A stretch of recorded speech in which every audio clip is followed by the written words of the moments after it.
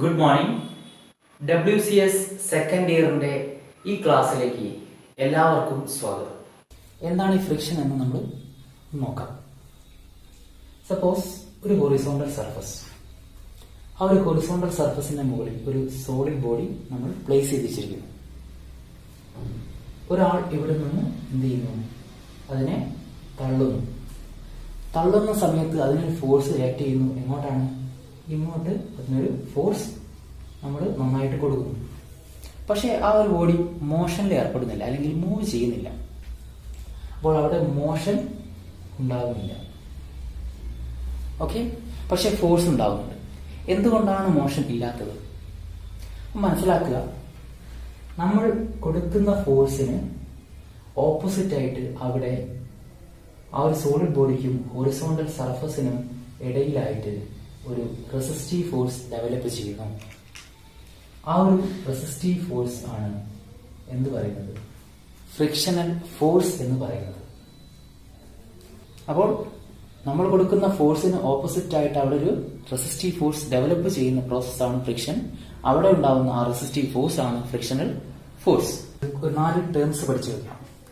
R normal, W weight, P force, F frictional force. നിങ്ങൾ ഒരു figure എടുക്കാം. ഒരു ഹൊറിസോണ്ടൽ പ്ലെയിൻ, ആ ഒരു പ്ലെയിനിന്റെ മുകളിൽ ഒരു സോളിഡ് ബോഡി നമ്മൾ വെച്ചിരിക്കുന്നു. അതേപോലെ ഒരു ഇൻക്ലൈൻഡ് പ്ലെയിനിന്റെ മുകളിൽ നമ്മൾ ഒരു ചരിഞ്ഞിട്ട് ഒരു ബോഡി വെച്ചിരിക്കുന്നു. നിങ്ങൾ ശ്രദ്ധിക്കുക, നമ്മൾ ഈ ഒരു ഭാഗത്ത് നിന്ന് ഇതിനെ വലത്തോട്ട് എന്ത് ചെയ്യുന്നു? പുഷ് ചെയ്യുന്നു. ഈ ഒരു വലിയ സോളിഡ് ബോഡി. അപ്പോൾ പുഷ് ചെയ്യുന്ന ഫോഴ്സ് എങ്ങോട്ടാണ്? വലത്തോട്ടാണ് ആക്ട് ചെയ്യുന്നത്. ഓക്കെ, അതേപോലെ ഇതിനെ മുകളിലോട്ട് പുഷ് ചെയ്യുന്നു. അപ്പോൾ ഇതിന്റെ പുഷിങ് P മുകളിലോട്ടാണ്. ഇങ്ങനെ നമ്മൾ പുഷ് ചെയ്യുന്ന സമയത്ത് ഈ ഒരു ബോഡി മോഷനിൽ ഏർപ്പെടുന്നില്ല, അല്ലെങ്കിൽ ഇത് മൂവ് ചെയ്യുന്നില്ല. എന്തുകൊണ്ടാണ് മൂവ് ചെയ്യാത്തത്? മൂവ് ചെയ്യാത്തതിന്റെ കാരണം നമ്മൾ കൊടുക്കുന്ന ഫോഴ്സിന് ഓപ്പോസിറ്റ് ആയിട്ട് ഈ ബോഡിക്കും ഈ ഹൊറിസോണ്ടൽ സർഫസിനും ഇടയിൽ ഒരു റെസിസ്റ്റീവ് ഫോഴ്സ് ഡെവലപ്പ് ചെയ്യുന്നു. അതിനെയാണ് എന്ത് പറയുന്നത്? ഫ്രിക്ഷൻ എന്ന് പറയുന്നത്. ഈ ഒരു വരയ്ക്ക് ഇടയിൽ കാണിച്ചു കഴിഞ്ഞാൽ നമ്മൾ ക്ലിയർ ആയിട്ട് മനസ്സിലാവില്ല. അതുകൊണ്ട് നമ്മൾ ഇതിന്റെ സെന്ററിൽ നിന്ന് ലെഫ്റ്റ് സൈഡിലേക്ക് ഇത് വരച്ച് കാണിക്കുന്നു. ഓക്കെ, ഇവിടെ ഉണ്ടാകുന്ന ഫ്രിക്ഷൻ ഫോഴ്സ് കാരണത്താലാണ് ഇത് എന്ത് ചെയ്യുന്നത്? മോഷനിൽ ഏർപ്പെടാത്തത്. അതിനർത്ഥം ഇതിന് മോഷനിൽ ഏർപ്പെടാതിരിക്കാൻ കാരണം ഫ്രിക്ഷണൽ ഫോഴ്സ് ഒന്നെങ്കിൽ Pക്ക് തുല്യമായിരിക്കും, അല്ലെങ്കിൽ Pനേക്കാളും വലുതായിരിക്കും. ഇതാണ് റെസ്റ്റിൽ അല്ലെങ്കിൽ മോഷനിൽ ഏർപ്പെടാത്തൊരു സോളിഡ് ബോഡിയുടെ ഫിഗർ. അതിന്റെ കണ്ടീഷനാണിത്. ഇത് ഇനി ഒരു ചരിഞ്ഞ പ്രതലം നോക്കാം. ചരിഞ്ഞ പ്രതലത്തിൽ മുകളിലേക്കാണ് നമ്മൾ ഫോഴ്സ് ആക്ട് ചെയ്യുന്നതെങ്കിൽ താഴേക്ക് ഇതിനിടയിലേക്കായിരിക്കും അതിന്റെ ഫ്രിക്ഷൻ ഫോഴ്സ് ഉണ്ടാകുന്നത്. ഓക്കെ, ഇപ്പൊ ഇത്രയും കാര്യങ്ങൾ മനസ്സിലാക്കി വെക്കുക. ഇനി 2 കാര്യങ്ങളുണ്ട്. W ഉണ്ട്, R ഉണ്ട്. W എന്ന് പറഞ്ഞാൽ വെയിറ്റ് ആണ്. നമുക്കറിയാം, വെയിറ്റ് എപ്പോഴും ഒരു വസ്തുവിന്റെ താഴോട്ട് വെർട്ടിക്കലായിട്ട് താഴോട്ടായിരിക്കും. അത് ചരിഞ്ഞ പ്രതലത്തിലാണെങ്കിലും സ്ട്രെയിറ്റ് പ്രതലത്തിലാണെങ്കിലും എപ്പോഴും W വെർട്ടിക്കലായിട്ട് താഴോട്ടായിരിക്കും ഉണ്ടാവുക. R എന്നുള്ള കമ്പോണന്റിന്റെ ഡയറക്ഷൻ നമുക്ക് നോക്കാം. R എന്ന ഡയറക്ഷൻ അല്ലെങ്കിൽ R എന്ന കമ്പോണന്റിന്റെ ഡയറക്ഷൻ എപ്പോഴും സർഫസിന് പെർപെൻഡിക്കുലർ ആയിട്ടായിരിക്കും. അപ്പോൾ ഈ ഒരു സർഫസ് ഹൊറിസോണ്ടൽ ആയതുകൊണ്ട് ഇതിന് പെർപെൻഡിക്കുലർ ആയിട്ട് തന്നെ R വരയ്ക്കുന്നു. അങ്ങനെയാണെങ്കിൽ ഈ ചരിഞ്ഞ പ്രതലത്തിൽ നോക്കുമ്പോൾ പ്രതലം ഇതാണ്, അല്ലെങ്കിൽ സർഫസ് അതാണ്. അപ്പോൾ അതിന് പെർപെൻഡിക്കുലർ എന്ന് പറയുന്ന സമയത്ത് ഇതാണ് R. അപ്പോൾ ഫ്രിക്ഷൻ എന്താണെന്ന് നിങ്ങൾ ആദ്യം മനസ്സിലാക്കുക. ഒരു സോളിഡ് സർഫസിന്റെ മുകളിൽ ഒരു സോളിഡ് ബോഡി കോണ്ടാക്ട് ചെയ്യുന്ന സമയത്ത് അവിടെ ഉണ്ടാവുന്ന റെസിസ്റ്റീവ് ഫോഴ്സിനെ എന്ത് പറയുന്നു? ഫ്രിക്ഷണൽ ഫോഴ്സ് എന്ന് പറയുന്നു. അങ്ങനെ ഉണ്ടാവുന്ന ഫ്രിക്ഷണൽ ഫോഴ്സ് ഉണ്ടാവുന്ന ആ ഒരു പ്രവർത്തനത്തെ ഫ്രിക്ഷൻ എന്ന് പറയുന്നു. ഫ്രിക്ഷൻ 2 ടൈപ്പാണുള്ളത്. ഒന്ന് static friction, 2 dynamic friction. Static friction എന്നാൽ ഒരു സോളിഡ് ബോഡി ഒരു സോളിഡ് സർഫസിന്റെ മുകളിൽ റെസ്റ്റിലിരിക്കുന്ന സമയത്ത് അവിടെ ഉണ്ടാവുന്ന ഫ്രിക്ഷനെയാണ് എന്ത് പറയുന്നത്? സ്റ്റാറ്റിക് ഫ്രിക്ഷൻ എന്ന് പറയുന്നത്. ഡൈനാമിക് ഫ്രിക്ഷൻ എന്ന് വെച്ചാൽ ആ ഒരു ബോഡി മോഷനിലാണ്. അതായത് ഒന്നെങ്കിൽ സൈഡിങ് മോഷൻ ആവാം, അല്ലെങ്കിൽ ലോഡിങ് മോഷൻ ആവാം. അങ്ങനെ മോഷനിലിരിക്കുന്ന ബോഡിയുടെയും സർഫസിന്റെയും ഇടയിൽ ഉണ്ടാകുന്ന ഒരു ഫ്രിക്ഷണൽ ഫോഴ്സ് ആണത് ഇവിടെ കാണിച്ചിട്ടുള്ളത്. അപ്പോൾ അത്തരം ഫ്രിക്ഷനെ ഡൈനാമിക് ഫ്രിക്ഷൻ എന്ന് പറയുന്നു. ഇനി നിങ്ങൾ മനസ്സിലാക്കേണ്ട കാര്യം, ഇവിടെ ഒരു ഫ്രിക്ഷണൽ ഫോഴ്സ് കാണിക്കുന്നു. ആ ഫ്രിക്ഷണൽ ഫോഴ്സ് ആണ് ഈ എഫ് എഫ്. അതിനെ നമ്മൾ ഷോർട്ടാക്കി ഇവിടെ എഫ് എന്ന് വരച്ചു. സ്റ്റാറ്റിക് ഫ്രിക്ഷന്റെ നിങ്ങൾ ഫിഗർ എടുക്കുക. ഇതിൽ എന്താണ് പ്രത്യേകത? ഒരു വലിയ ഭാരമുള്ള ഒരു സോളിഡ് ബോഡി ഹൊറിസോണ്ടൽ സർഫസിൽ വെച്ചിരിക്കുന്നു. സപ്പോസ് നമ്മൾ ഒരു ഫോഴ്സ് ഇതിന് വലത്തോട്ട് കൊടുക്കുകയാണ്. അതായത് ഈ ഒരു ബോഡി നമ്മൾ തള്ളുകയാണ്. തള്ളുന്ന സമയത്ത് ഈ ഒരു ബോഡി മൂവ് ചെയ്യുന്നില്ല, അല്ലെങ്കിൽ ആ ഒരു മോഷൻ ഉണ്ടാവുന്നില്ല. ആ ഒരു ബോഡിക്ക് മോഷൻ ഇല്ല, പക്ഷെ അവിടെ എന്ത് കൊടുക്കുന്നു? ഫോഴ്സ് ഉണ്ട്. അങ്ങനെയാണെങ്കിൽ അവിടെ ഉണ്ടാകുന്ന ആ ഫോഴ്സിന് ഓപ്പോസിറ്റ് ആയിട്ടായിരിക്കും അവിടെ എന്തുണ്ടാവുക? ഫ്രിക്ഷണൽ ഫോഴ്സ് ഉണ്ടാവുന്നത്. അപ്പോൾ അവിടെ ഉണ്ടാകുന്ന ഫ്രിക്ഷണൽ ഫോഴ്സ് ഇടത്തോട്ടും പി വലത്തോട്ടും ആണ് കാണിച്ചിരിക്കുന്നത്. അങ്ങനെയാണെങ്കിൽ നമുക്കറിയാം ഈ പിയും എഫും തുല്യമാണെങ്കിൽ ആ ബോഡി എന്ത് ചെയ്യില്ല? ചലിക്കില്ല. അതിന്റെ കാരണം എന്താ? ഫോഴ്സുകൾ ബാലൻസ് ആയി പോകും. ഓക്കെ, സപ്പോസ് ഈ എഫ് എഫ് പിന്നേക്കാളും കൂടുകയാണ്, എന്താ സംഭവിക്കുക? നമുക്കറിയാം ഈ ഒരു സോളിഡ് ബോഡിക്കും സർഫസിനും ഇടയിലുള്ള ഒരു റെസിസ്റ്റീവ് ഫോഴ്സ് ആണ് എന്ത്? ഫ്രിക്ഷൻ അല്ലെ? അപ്പം ആ ഫോഴ്സ് കൂടുക എന്ന അർത്ഥം എന്താ? അതിന്റെ മോഷനെ അത് തടയുന്നു. അപ്പോൾ അത് ആ ബോഡി റെസ്റ്റിലായിരിക്കും. അതാണ് സ്റ്റാറ്റിക് ഫ്രിക്ഷൻ കൊണ്ട് ഉദ്ദേശിക്കുന്നത്. ഇപ്പൊ മനസ്സിലാക്കുക, സ്റ്റാറ്റിക് ഫ്രിക്ഷൻ എന്നാൽ ഫ്രിക്ഷണൽ ഫോഴ്സ് പിന്നേക്കാളും കൂടുതലോ അല്ലെങ്കിൽ ഈക്വലോ ആയി നിൽക്കുന്ന ആ ഒരു ഫിഗർ ആണെന്ന് സ്റ്റാറ്റിക് ഫ്രിക്ഷനെ നമ്മൾ കാണിക്കുന്നത്. ഡൈനാമിക് ഫ്രിക്ഷനിലെ പ്രത്യേകത എന്താ? അത് ബോഡി മൂവ് ചെയ്യുന്നു. എങ്ങനെ? ഫോഴ്സ് കൊടുക്കുന്ന സമയത്ത്. അതിനർത്ഥം അവിടെ ഉണ്ടാകുന്ന ആ ഫോഴ്സ് പി എഫിനേക്കാളും കൂടുതലായിരിക്കും. ഈ ഒരു കാര്യം നന്നായിട്ട് ഓർക്കുക.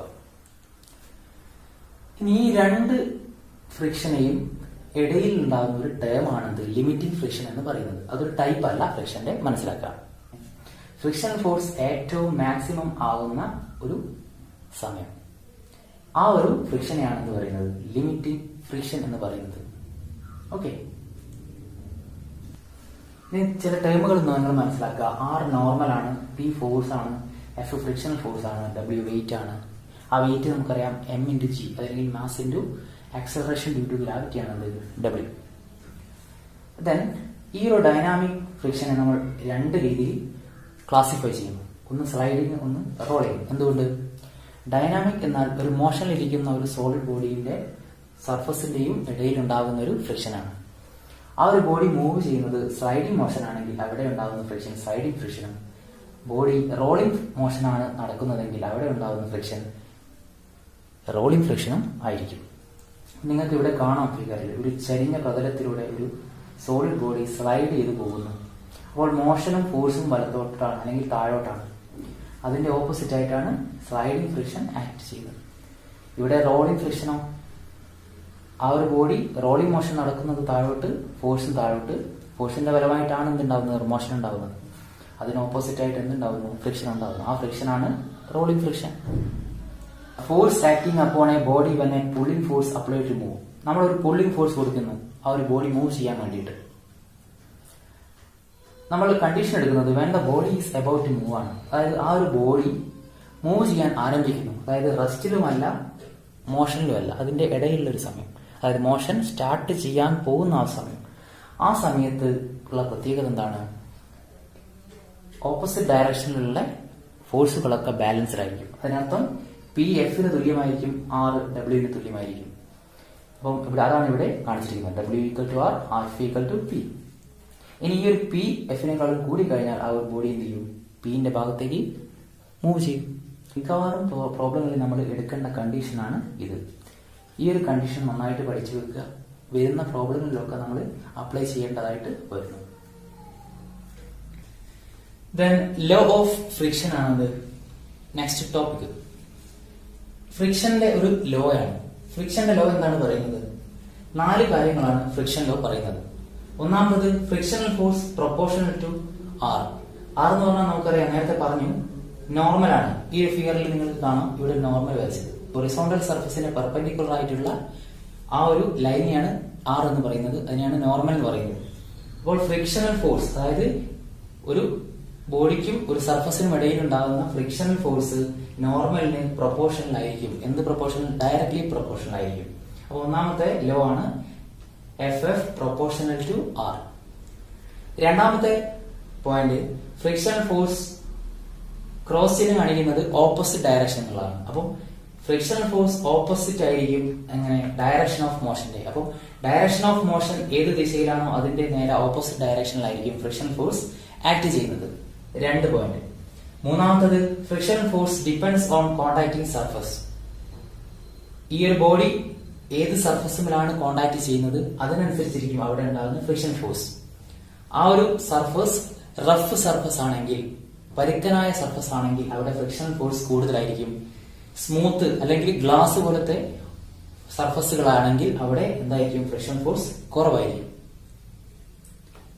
4ാമത്തെ കാര്യം friction force independent of area and shape of surface ആണ്. ഹൊറിസോണ്ടൽ സർഫസിന്റെ ഏരിയയിലും ഷേപ്പിലും ഉണ്ടാകുന്ന മാറ്റം ഫ്രിക്ഷൻ ഫോഴ്സിനെ സ്വാധീനിക്കുന്നേയില്ല. അടുത്തത് കോഎഫിഷ്യന്റ് ഓഫ് ഫ്രിക്ഷൻ എന്ന ഒരു ടേം ആണ് നമുക്ക് പഠിക്കാനുള്ളത്. അതിനെ മ്യൂ എന്ന് ഡിനോട്ട് ചെയ്യുന്നു. മ്യൂ ഈക്വൽ ടു F/R ആണ് അതിന്റെ ഇക്വേഷൻ. എന്താണ് ഉദ്ദേശിക്കുന്നത്? കോഎഫിഷ്യന്റ് ഓഫ് ഫ്രിക്ഷൻ എന്നാൽ ഫ്രിക്ഷണൽ ഫോഴ്സിന്റെയും നോർമലിന്റെയും റേഷ്യോനെയാണ് എന്ന് പറയുന്നത് കോഎഫിഷ്യന്റ് ഓഫ് ഫ്രിക്ഷൻ മ്യൂ എന്ന് പറയുന്നത്. ഈ ഒരു ഫിഗറിൽ നിങ്ങൾ നോക്കുക, എഫ് എങ്ങോട്ടാണ്? എഫ് ലെഫ്റ്റ് സൈഡിലേക്ക്, R പെർപെൻഡിക്കുലർ ആയിട്ട്. അപ്പോൾ ഈ ഒരു ആറിന്റെയും എഫിന്റെയും, അതായത് F/R, എഫിന്റെയും ആറിന്റെയും റേഷ്യോനെയാണ് എന്ന് പറയുന്നത് മ്യൂ അല്ലെങ്കിൽ കോഎഫിഷ്യന്റ് ഓഫ് ഫ്രിക്ഷൻ എന്ന് പറയുന്നത്. Next term angle of friction ആണ്. അതായത് ഒരു ഹൊറിസോണ്ടൽ സർഫസിന്റെ മുകളിൽ ഒരു സോളിഡ് ബോഡി നിൽക്കുന്ന സമയത്ത് അവിടെ ഉണ്ടാകുന്ന ഫ്രിക്ഷണൽ ഫോഴ്സിനും നോർമലിനും ഇടയിൽ അവിടെ ഒരു റിസൾട്ടന്റ് ഉണ്ടാവുന്നു. എന്താണ് ഈ റിസൾട്ടന്റ് എന്ന് മനസ്സിലാക്കണം. ഒരു പോയിന്റിൽ നിന്നും പുറത്തേക്ക് വരുന്ന 2 ലൈനുകളുടെ റിസൾട്ടന്റ് എന്നാൽ അതിന്റെ ഇടയിലുള്ള ഒരു ആംഗിളിലായിരിക്കും ഉണ്ടാവുക. അതാണ് ഇവിടെ എഫിനും ആറിനും ഇടയിലായി എസ് റിസൾട്ടന്റ് ആയിട്ട് വരുന്നത്. അങ്ങനെയാണെങ്കിൽ ഈ എസിനും ആറിനും ഇടയിലുള്ള ആ ആംഗിളിനെയാണ് ആംഗിൾ ഓഫ് ഫ്രിക്ഷൻ എന്ന് പറയുന്നത്. അങ്ങനെയാണെങ്കിൽ tan phi equal to F/R ആയിരിക്കും. F/R എന്ന് പറഞ്ഞാൽ മ്യൂ ആണ്. അങ്ങനെയാണെങ്കിൽ tan phi equal to mu ആയിരിക്കും. നമുക്കൊരു പ്രോബ്ലം തന്നു. F equal to 30 newton, R equal to 300 newton. Mu കാണാൻ പറഞ്ഞു. എന്ത് ചെയ്യണം? ഈ ഇക്വേഷൻ എടുക്കുക, F/R. അങ്ങനെയെങ്കിൽ 30/300 ഈക്വൽ ടു 0.1. നെക്സ്റ്റ് ടേം ആണ് ആംഗിൾ ഓഫ് റീപോസ്. അതിനെ തീറ്റ കൊണ്ട് ഡിനോട്ട് ചെയ്യുന്നു. ആംഗിൾ ഓഫ് റീപോസ് എന്ന് വെച്ചാൽ ഒരു ഇൻക്ലൈൻഡ് ആയിട്ടുള്ള ഒരു പ്ലെയിൻ വെച്ചിരിക്കുന്നു. ആ ഇൻക്ലൈൻഡ് പ്ലെയിനിന്റെ മുകളിൽ നമ്മളൊരു സോളിഡ് ബോഡി വെച്ചിരിക്കുന്നു. ഈ ഒരു ആംഗിൾ മാറുന്നതനുസരിച്ച് ആ റെസ്റ്റിലിരിക്കുന്ന ബോഡി മൂവ്മെന്റിലേക്ക് മാറാനുള്ള ഒരു ടെൻഡൻസി കാണിക്കുന്നു. അങ്ങനെയെങ്കിൽ ആ ബോഡി ഈ ഒരു ഇൻക്ലൈൻഡ് പ്ലെയിനിൽ റെസ്റ്റിലിരിക്കുന്ന ഏറ്റവും മാക്സിമം ആംഗിളിനെയാണ് എന്ത് പറയുന്നത്? ആംഗിൾ ഓഫ് റീപോസ് എന്ന് പറയുന്നത്. അത് മറ്റൊരു രീതിയിൽ പറയുകയാണെങ്കിൽ ഈ ഇൻക്ലൈൻഡ് പ്ലെയിനിൽ നിൽക്കുന്ന ബോഡി ഏത് മിനിമം ആംഗിളിലാണോ മോഷനിലേക്ക് ഏർപ്പെടാൻ നിൽക്കുന്നത് ആ ഒരു ആംഗിളിനെ ആംഗിൾ ഓഫ് റീപോസ് എന്ന് പറയുന്നു. അതായത് ബോഡി റെസ്റ്റിലിരിക്കുന്ന മാക്സിമം ആംഗിൾ, അതാണ് എന്ത് ആംഗിൾ ഓഫ് റീപോസ്. അതല്ലെങ്കിൽ വേറെ രീതിയിൽ പറയാം, ബോഡി മോഷനിലേക്ക് മാറുന്ന മിനിമം ആംഗിൾ ആണ് എന്ത് ആംഗിൾ ഓഫ് റീപോസ്. ഈ ഒരു ആംഗിൾ ഒരു പ്രത്യേകത ഉണ്ട്. തീറ്റ ഈ ഒരു സമയത്ത് തീറ്റ എന്തിന് തുല്യമായിരിക്കും? ആംഗിൾ ഓഫ് ഫ്രിക്ഷന് തുല്യമായിരിക്കും. ITI WCA സബ്ജക്ട് വളരെ ലളിതമായി മനസ്സിലാക്കാൻ ഒരു നല്ല ട്രെയിനറായി ഈ ചാനൽ മാറിയെങ്കിൽ ഈ അറിവ് നിങ്ങളുടെ സുഹൃത്തിനും പകരാൻ ചാനൽ സബ്സ്ക്രൈബ് ചെയ്യൂ, ഷെയർ ചെയ്യൂ. വരും വീഡിയോകൾ മികച്ചതാക്കാൻ നിങ്ങളുടെ അഭിപ്രായങ്ങൾ ചാനലിൽ രേഖപ്പെടുത്തൂ. പുതിയ വീഡിയോസിന്റെ നോട്ടിഫിക്കേഷൻ ലഭിക്കുവാൻ പ്രസ് ചെയ്യൂ ബെൽ ബട്ടൺ.